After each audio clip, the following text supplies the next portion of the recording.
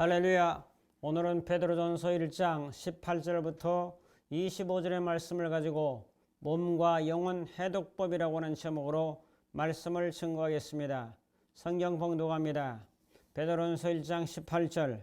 너희가 알거니와 너희 조상이 물려준 헛된 행실에서 대속함을 받은 것은 은이나 금같이 없어질 것으로 된 것이 아니요 19절. 오직 흠없고 점없는 어린 양 같은 그리스도의 보배로운 피로 된 것이니라. 20절. 그는 창세전부터 미리 알린 바 되신 이나 이 말세에 너희를 위하여 나타나신 바 되었으니. 21절. 너희는 그를 죽은 자 가운데서 살리시고 영광을 주신 하나님을 그리스도로 말미암아 믿는 자니 너희 믿음과 소망이 하나님께 있게 하셨느니라. 22절. 너희가 진리를 순종함으로 너희 영혼을 깨끗하게 하여 거짓이 없이 형제를 사랑하게 이르렀으니 마음으로 뜨겁게 서로 사랑하라. 23절. 너희가 거듭난 것은 썩어져 씨로 된 것이 아니요 썩지 아니할 씨로 된 것이니 살아있고 항상 있는 하나님의 말씀으로 되었느니라. 24절.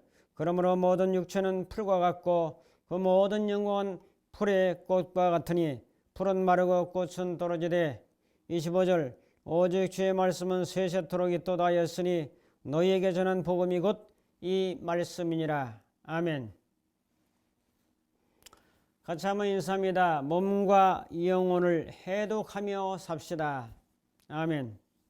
요즘 유행하는 말 중에서 해독이라고 하는 말이 아주 유명어가 됐습니다. 사람이 몸에는 살아있는 동안에 독소가 계속해서 몸에 쌓이게 됩니다. 몸에 쌓일 뿐만 아니라 정신적인 세계도 마음에도 독소가 쌓인다는 사실을 우리는 기억해야 할 것입니다.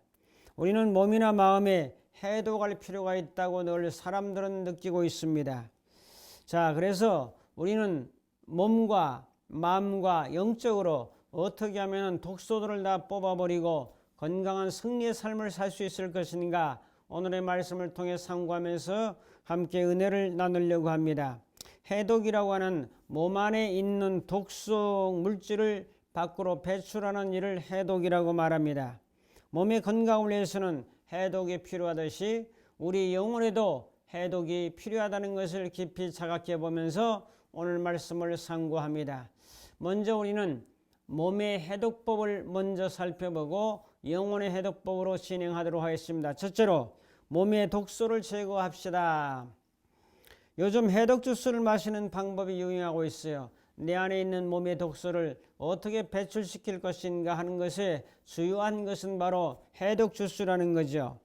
하기가 힘들어서 그렇지 만약에 여러분들이 해독 주스를 꾸준히 들기만 하시면 여러분들의 건강은 대단히 유익이 된다는 사실을 우리 모두는 알고 있는 사실입니다. 그러나 한번 실천해 보기를 원하고, 특히 육체적으로 약한 분들은 꼭 이 해독 주스를 해서 드시면 한 달만 드셔도 모든 것이 달라지는 것을 친히 경험할 수가 있게 될 것입니다. 자, 해독 주스 4가지 과채를 씁니다. 먼저 살펴본 재료는 양배추, 사과, 토마토, 바나나가 4가지가 재료입니다. 그 다음에 이 4가지를 바나나는 껍질을 까고요, 법제를 해야 됩니다. 식초 1숟가락, 소금 1숟가락, 물은 1리터, 그 정도에서 30분간 모든 농약 성분이나 독성들을 제거하고, 그 다음에 해야 될 것은 뭐냐면 10분이나 15분 정도 삶아서 믹서기에 갑니다. 이 갈은 것을 수시로 이제 마시게 되면은 그렇게 몸에 독소가 빠져나가며 모든 면이 좋아진다는 거죠. 그 다음에 해독 주스 6가지 과채가 있습니다. 이제 2가지를 더 넣는 거죠. 양배추, 사과, 토마토, 바나나에다 브로콜리를 넣고 당근까지 넣어서 6가지를 넣으면 더 금상첨화겠죠. 방법은 동일합니다. 식초 1숟가락, 소금 1숟가락 법제를 해서 30분 담가서 10분 이상 삶아가지고 믹서기로 갈아서 드시면은 모든 면의 건강이 좋아지는 것은 당까지도 오히려 떨어지는 그러한 놀라운 경험을 하게 될 것입니다. 하나님은 우리에게 모든 이 땅에 살아가면서 병도 나을 수 있는 좋은 것들을 많이 허락하신 것을 우리 모두는 잘 알고 있습니다. 자, 이것을 이렇게 삶아서 갈아서 마시면은 센 걸 먹으면 흡수율이 10% 정도밖에 안 돼요. 10% 미만입니다. 그런데 갈아서 마시게 되면 80에서 90% 정도의 좋은 성분들을 다 섭취할 수가 있습니다. 파이토케미컬이라고 하는 그런 성분이 갈아서 이제 삶아서 먹으면 훨씬 더 높아지고 있습니다. 자, 그리고 과채의 풍부한 식이섬유가 체내 독소를 배출하는 데 아주 유익을 주고요. 섬유질이 풍부해서 변비에서의 도움이 되죠. 소화 흡수가 잘 되면서 에너지가 상승되죠. 또한 당도 떨어지게 되죠. 대장암의 효능이 있고 피부도 좋아질 뿐만 아니라 항암 물질이 많은 것이 바로 이 과채 즙을 먹는 겁니다. 4가지를 삶아 드시든 6가지를 삶아 드시든 삶아서 법제를 꼬개서 드시면 상당한 효과가 있음을 여러분들이 친히 경험하게 될 것입니다. 보통 과채 섭취가 상대적으로 부족한 현대인들에게 이것을 이제 드시게 되면은 자, 이것 맛이 다는 아니에요. 물론 단백질도 먹어야 되고 지방도 섭취해야 되고 탄수화물도 먹어야 되지만은 이 과채 주스가 정말 탁월하다는 것을 우리는 잘 알고 있습니다. 그래서 해독법에 좋은 방법으로 쓰여지고 그 다음에 이제 차가 두 번째로 운동을 꼭 해서 땀을 흘려야 독소가 많이 빠져나가며 그 다음에 반신욕을 해서 몸 안에 있는 독소들을 땀으로 많이 배출하는 일을 하게 되면 여러분의 건강에 많은 도움이 될 수 있는 것은 분명하고 이것이 몸의 독소 배출법입니다. 자, 큰 두 번째로 살펴볼 것은 영혼의 독소를 제거합시다 이 말이죠. 영혼의 독소를 어떻게 제거할 것인가 오늘 성경으로 돌아가면은 작은 첫째로 대속의 은혜를 받아야 됩니다. 이 영혼의 독소를 뽑아버리려면 대속의 은혜를 받아야 되는데 18절 봅니다. 너희가 알거니와 너희 조상이 물려준 헛된 행실에서 대속함을 얻은 것은 은이나 금같이 없어질 것으로 된 것이 아니요 오직 흠없고 점없는 어린 양 같은 그리스도의 보배로운 피로 한 것이라. 대속이라고 하는 말은 류트로라는 그런 말인데 몸값을 지불하고 사다, 몸값을 지불하고 사는 거예요. 속량하다, 이것은 대속하다는 말과 같고요. 속전을 주고 사다, 그에 대한 몸값을 주고 다시 사는 것을 대속이라고 말합니다. 오늘 우리들은 성경에 예수님의 피로 말미암아 대속, 값을 주고 샀다. 예수님이 십자가에 죽으셨잖아요. 피를 흘렸잖아요. 그 피가 죄를 용서하고 깨끗하게 하시잖아요. 그 피값을 주고 우리를 샀다는 거죠. 사서 하나님의 자녀로 만들어주시고 하나님의 사람으로 만들어줬다는 것이 바로 대속입니다. 이제 대속을 받은 예수의 피로 말미암아 대속을 받은 것은 사망에서 생명으로 옮겨진 것입니다. 마귀 자녀에서 하나님 자녀로 옮겨진 겁니다. 이 땅의 소속이 하늘 소속으로 바뀌어진 겁니다. 이렇게 바뀌어진 건 많죠. 그래서 우리는 누구 것이냐? 샀기 때문에 산 사람이 주인이잖아요. 어떤 물건을 사면 내가 주인이잖아. 샀으니까 돈을 주고 값을 지불하고 샀으니까 예수님이 핏값과 생명을 주고 우리를 샀기 때문에 우리는 내 것이 아니라는 사실을 깊이 깨달아야 돼요. 내 마음대로 내 뜻대로 내 생각대로 내 감정대로 살아간다고 하는 그런 사고방식을 갖는 것은 내가 주인으로 사는 거나 마찬가지예요. 주님이 바로 나의 주인이시고 주님이 우리를 샀기 때문에 내 소속은 예수님께 있다는 사실을 분명히 깨달아 알아야 되죠. 자, 어린 양 같은 보배로운 피로 이것을 하셨다라고 말씀하고 있습니다. 여러분, 그렇기 때문에 예수는 우리의 대속자입니다. 핏값을 주고 우리를 산 사람입니다. 그분이 대속자요, 그분이 구원자요, 그분이 속량자라고 우리는 말할 수가 있는 거죠. 인생들은 대속의 은혜를 받을 때만이 영혼의 독소가 빠져나갈 수가 있습니다. 이 영혼의 독소가 많으면 몸이 막 붓게 되죠. 간에서 해독을 안 하면 얼굴이 뚱뚱 붓게 되고 신장에서 해독을 안 하면은 발이 붓고 손이 붓고 하게 되죠. 붓는 역사가 있게 되죠. 불뱀이 물리면은 독이 퍼져서 이제 퉁퉁 붓게 되죠. 십자가, 바로 예수님의 십자가를 바라보면, 놋뱀을 바라보면 살리라고 말씀한 것처럼 우리 영혼의 독소를 빼내는 방법은 예수 그리스도의 대속을 믿는 것밖에 없는 거죠. 시편 103편 4절에도 내 생명을 파멸해서 속량하시고 인재와 국률로 관을 씌우신다고 말씀합니다. 누가복음 24장 21절에 우리는 이 사람이 이스라엘을 속량할 자라고 바랐노라. 이 속량이 바로 대속입니다. 값을 지불하고 산 것입니다. 여러분, 마가복음 10장 45절에도 인자가 온 것은 섬김을 받으려 함이 아니요 오히려 섬기려 하고 자기 목숨을 많은 사람의 대속물로 주려 함이라고 말씀하고 있습니다. 많은 사람을 섬긴 것이 대속의 제물이 되어서 피를 흘려서 부활하셔서 우리를 사기 위해서 주님이 오셨다라고 말씀하고 있지 않습니까?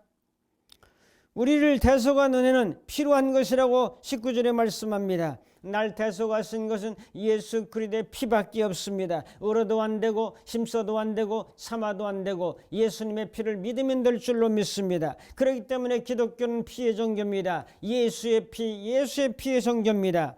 예수님의 제사는 영원한 제사라고 히브리 10장 12절에 말씀하죠. 예수님의 속죄는 영원한 속죄라고 말씀하죠. 속죄라고 하는 말은 죄 용서라고 하는 말이죠. 우리의 죄악을 과거 현재 미래의 모든 죄악을 영원히 탕감해 주셨다고 하니 감격과 감사와 은혜의 대속의 은혜를 알아야 영혼의 독소가 빠져나가고 죄 문제가 해결되고 생명을 얻으며 하나님의 자녀로 살아갈 수 있는 길을 열어주셨다는 사실을 성경은 말씀해 주고 있습니다. 히브리 10장 14절에 우리를 영원히 온전하게 하셨다라고 말씀하고 있습니다. 예수님의 피를 찬양할 때 능력이 있습니다. 예수님의 사랑을 경험할 수가 있습니다. 예수님의 피를 통해서 바로 우리는 이 대속의 은혜 속에 들어갈 수가 있습니다. 예수님의 피로 말미암은 대속의 은혜를 깊이 생각하면서 살아가게 될 때, 그를 찬양하며 살아가게 될 때에 우리에게 얼마나 큰 은혜와 감동과 감격이 있는지요. 아름다운 이야기가 있습니다. 영국의 크로멜이라고 하는 사람이 전도하다가 이제 천주교 신도인 메리 여왕이 기독교에는 얼마나 많이 박해하고 죽였는지 모릅니다. 그래서 이제 잡혔는데 처형대 칼날이 떨어지기 직전에 웨스트민스터 사원이 6번 울리게 되면 사형을 집행하게 되는데 아무리 기다려도 종소리가 나지 않는 겁니다. 종직에게 사람을 보내서 확인해 봤더니 분명히 종을 쳤는데 종소리가 나지 않는다는 것입니다. 종탑 꼭대기에 올라가 봤더니 한 여인이 피투성이게 된 채 종에 매달려 죽어 있었습니다. 이 여인은 누구냐? 크로멜이라고 하는 사람의 애인이었습니다. 크로멜을 살리고자 온갖 방법을 다 사용하자 그 방법이 무효하게 되자 종탑에 올라가서 종을 몸으로 부둥켜 안고 종소리가 나지 않도록 한 다음에 자신은 종틀에 끼어서 그렇게 죽어갔던 것입니다. 이 이야기를 들은 메리 여왕은 직접 이제 방문을 했습니다. 이 광경을 지켜본 메리 여왕은 감동을 받아서 오 값진 희생이여, 크로멜을 대신하여 죽었구나. 크로멜을 석방하라. 그를 대신하여 애인이 죽었도다. 크로멜을 위하여 대신 죽는 사람도 있는데 나를 사랑하는 사람은 아무도 없구나라고 그 여왕은 한탄했습니다. 석방된 크로멜은 손수건에 그 애인의 피를 묻히고 이 피는 나를 위한 희생의 피다라고 울먹이며 이 피 묻은 손수건을 가슴에 간직한 채 일생 동안 다른 여자를 사랑하거나 결혼하지 않고 정절을 지키며 살았습니다.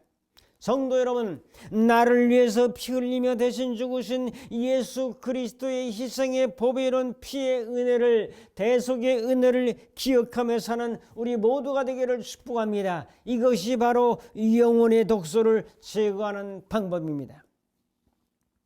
그 다음에 그렇게 대속함을 받은 사람은 어떻게 살아야 되는가? 믿음과 소망을 하나님께 두라고 말씀합니다. 20절, 그는 창세전부터 미리 알린 바 대신이나 이 말세 너희를 위하여 나타나신 바 되었으니. 21절, 너희는 그를 죽은 자 가운데서 살리시고 영광을 주신 하나님을 그리스도로 말미암아 믿는 자니. 우리가 하나님을 믿는 것은 예수를 통해서 믿는 거죠. 그리스도를 통해서 믿는 자니 너희 믿음과 소망이 하나님께 있게 하셨느니라. 우리의 영혼의 독소를 뺀 사람들은 우리의 믿음과 소망을 하나님께 두어야 되는 거죠. 자, 믿음이라는 것은 잘 아는 대로 피스티스, 이것은 확신, 신뢰, 믿음 이런 뜻을 가지고 있습니다. 우리의 믿음은 하나님을 믿고 의지하는 것을 의미합니다. 사람을 의지하거나 물질을 의지하거나 권세를 의지하지 말고 하나님을 신뢰하라고 말씀합니다. 믿고 의지하는데 뭘 믿고 의지합니까? 말씀을 믿어야 됩니다. 살아계신 하나님의 말씀으로 성경 66권을 그대로 믿어야 됩니다.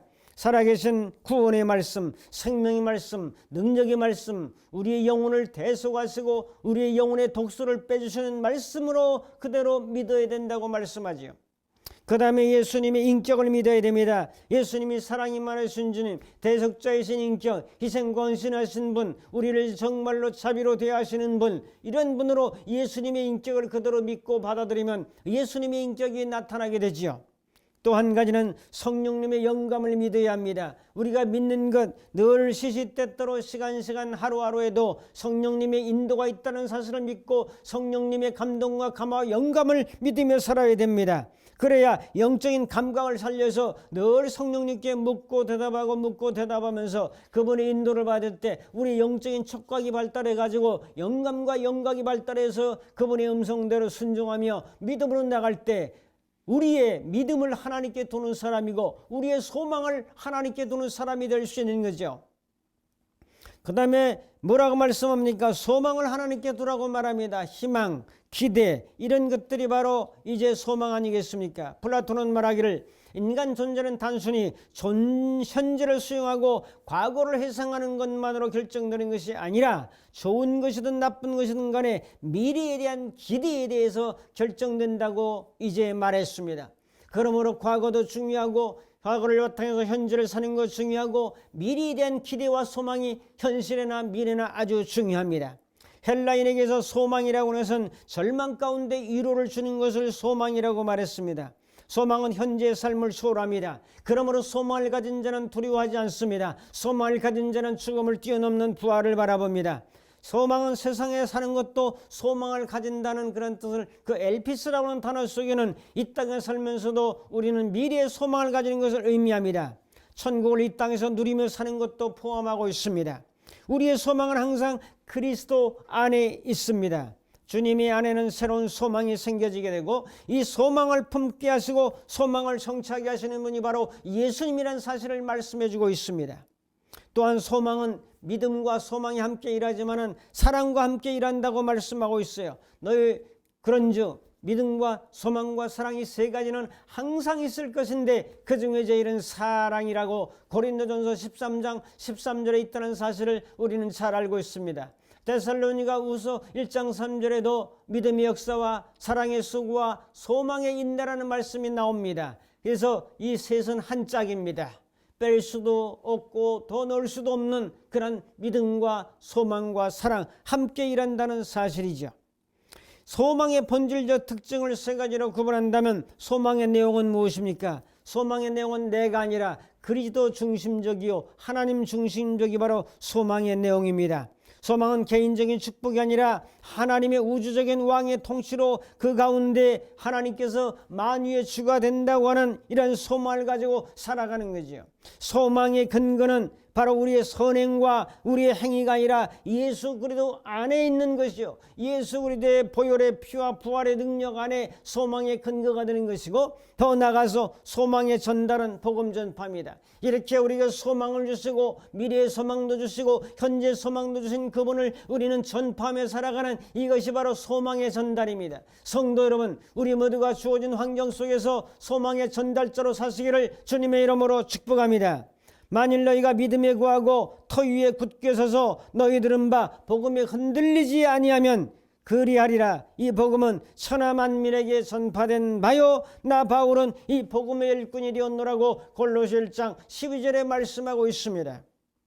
성령의 능력을 통해서 우리는 넘치는 소망을 받습니다. 소망의 하나님이 모든 기쁨과 평강을 믿음 안에서 너에게 충만하게 하사 성령의 능력으로 소망이 넘치게 하시기를 원하더라고 로마서 15장 13절에 바울은 피력하고 있습니다.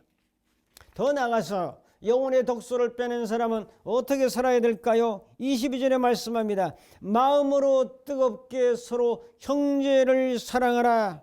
너희가 진리를 순종함으로 너희 영혼을 깨끗하게 하여 거짓 없이 형제를 사랑하기에 이르렀으니 마음으로 뜨겁게 서로 사랑하라.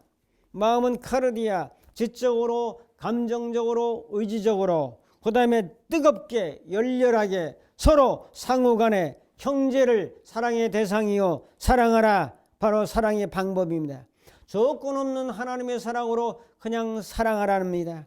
이렇게 할 때 영혼의 독소를 제거하고 복된 삶을 살아가게 될 줄로 믿습니다. 오늘 말씀을 정리하며 오늘의 말씀의 복은 무엇입니까? 육체적으로도 독소를 제거하고 과체접을 통해서 우리의 영혼의 독소를 제거하는 예수의 피로 말미암아 영혼의 독소를 제거하는 이 복을 우리에게 허락해 주고 있습니다. 촉구합니다. 우리의 몸과 영혼의 독소를 제거하며 살아가야 되지 않겠습니까, 여러분? 그렇다면 우리는 어떻게 결단해야 되겠습니까? 몸의 독소를 제거하는 일을 해서 몸의 건강에 도움을 한번 얻어봅시다. 한번 실천해 보세요. 몸이 약한 분들은. 또한 대속의 은혜를 받은 자로 믿음과 소망을 하나님께 두고 서로 뜨겁게 형제를 사랑하라고 하신 이 말씀을 기억하며 또 이 말씀을 또한 전파하며 나가면서 하나님께는 영광이 되고 이 말씀을 부여잡고 믿음으로 전진하는 모든 자들에게 하나님의 은혜와 능력과 권능과 권세가 임하게 될 줄로 믿습니다. 이런 영혼의 독소를 다 빼버리고 자유와 완식과 기쁨과 평화, 능력과 건강을 소유하며 살아가는 우리 모두가 될 수 있기를 주님의 이름으로 축복합니다. 기도하겠습니다. 고마우신 아버지 하나님, 영혼의 독소, 몸의 독소를 다 빼버리고 진정 참된 살아있는 인격적인 건강을 가지고 믿음의 전파자로, 복음의 전파자로 승리하며 살아가는 우리 모두가 되게 하옵소서. 예수님의 이름으로 기도하옵나이다. 아멘. 축도합니다. 이제는 우리 주 예수 그리스도의 무한하신 은혜와 하나님 아버지의 극진하신 사랑하심과 성령님의 감화 감동 인도 충만 교통하심이 영혼의 독소를 다 제거하고 믿음의 승리자로 살기로 굳게 결단하는 모든 심령들 머리머리 위에 저들의 가정과 섬기는 교회와 이민족과 전 세계 위에 이제부터 영원토록 함께 있을지어다. 아멘.